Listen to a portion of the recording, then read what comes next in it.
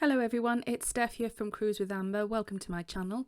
You're watching a short video of a tour of a superior deluxe cabin aboard P&O Cruises Britannia. Please like and subscribe if you find this video enjoyable or useful. So today we're going to be taking a tour around one of the unique cabins on board Britannia, and these are the superior deluxe cabins. They're located right at the front of the ship over the bridge. And you'll notice them if you've seen Britannia before. They're the bits that stick out either side above the bridge, and here they are from a different angle. Now, if you look at the deck plan for Britannia, it seems that these balconies for these two cabins just wrap around quite closely. But what you wouldn't know from looking at this deck plan is that these balcony spaces actually extend right out to the white areas as well. So as the cabin is a mini suite, it comprises of a separate lounge and main bedroom area, but unlike the other superior deluxe cabins aboard Britannia, it doesn't have a privacy curtain which separates both areas. Now I'll upload a separate video for a midship superior deluxe cabin, and if I've already done so, the link will appear on the screen now. Otherwise, please subscribe so you don't miss out on my future cabin reviews. So the main bedroom faces forward, and there's a large window the same size as you'll find in the forward suites aboard Britannia on the decks below. But the unique part about this cabin is that huge balcony.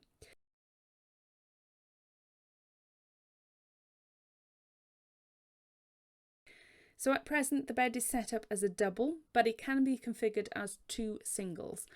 Either side of the bed you will find some bedside storage cabinets comprising of two drawers and a shelf in each.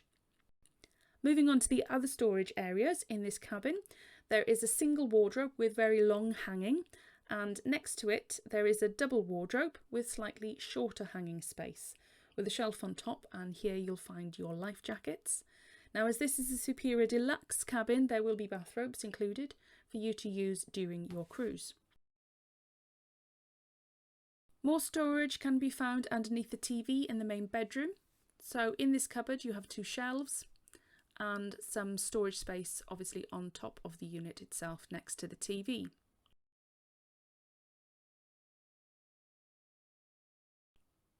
Tucked away in the corner is a long cupboard which has 7 shelves, or rather 7.5 shelves, but the safe takes up room on one of those shelves, but they are quite deep, so again plenty of space.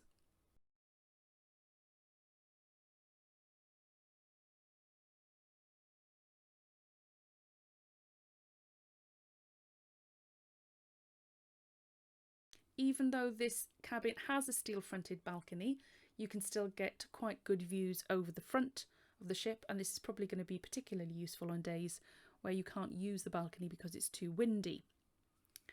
Other superior deluxe cabins aboard Britannia have glass-fronted balconies, just for reference.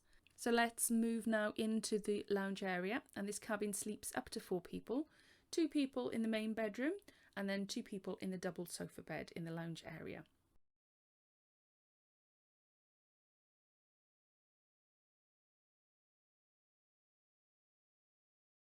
But you're here for the balcony, so let's have a look at that.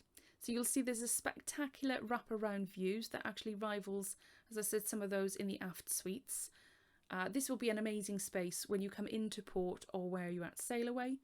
However, the downside of the location of this balcony is that it can be quite windy on sea days and potentially unusable. But unlike the other front-facing balcony cabins on this deck, access to the balcony is unrestricted on sea days. The other front-facing cabins, there's a note on the deck plan which states that these balconies are inaccessible on sea days.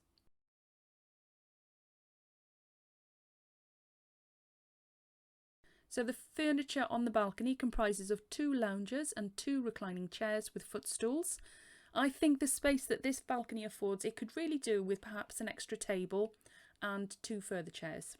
So even though this is a steel-fronted balcony, I probably would advise against booking this cabin if you have very small children travelling with you, as it is a sheer drop down to the sea, and if you don't like heights or you can't cope well with the motion of the ocean on rougher sea days, then this probably isn't the cabin for you either. So you'll see from the video that if you look above, you can see the crow's nest, and then above that again is the retreat.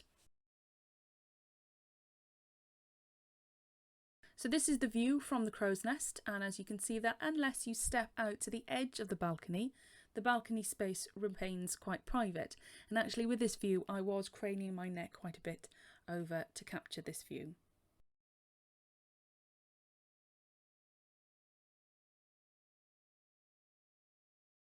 In the main lounge area, you'll find the double sofa bed, a small table, a couple of chairs and the main desk space.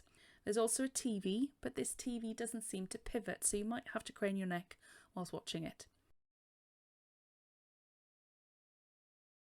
Underneath the desk, you'll find some extra storage, and also you'll find the fridge.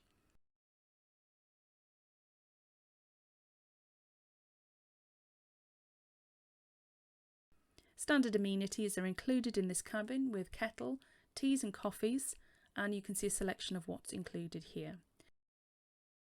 Moving into the bathroom area, this is a standard Superior Deluxe bathroom layout with a shower over the bath and a glass screen. Now it's quite a spacious bathroom. There's a nice wide vanity area with some storage space on the top and also some additional shelves where you'll also find the plug for a shaver. You'll find a power shower, some shelves and complementary toiletries in the form of some bath and shower gel and some separate shampoo, all from the White Company.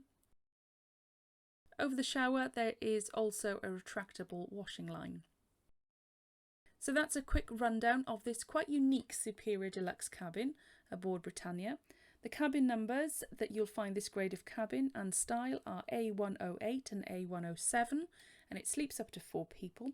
It's also a great option if you don't want to upgrade to the next suite grade but still want some huge balcony space. Thanks for watching, and don't forget to like and subscribe if you found this video helpful. I've uploaded some other videos around Britannia, so if you want to have a look at those now, I've put some suggestions on the screen.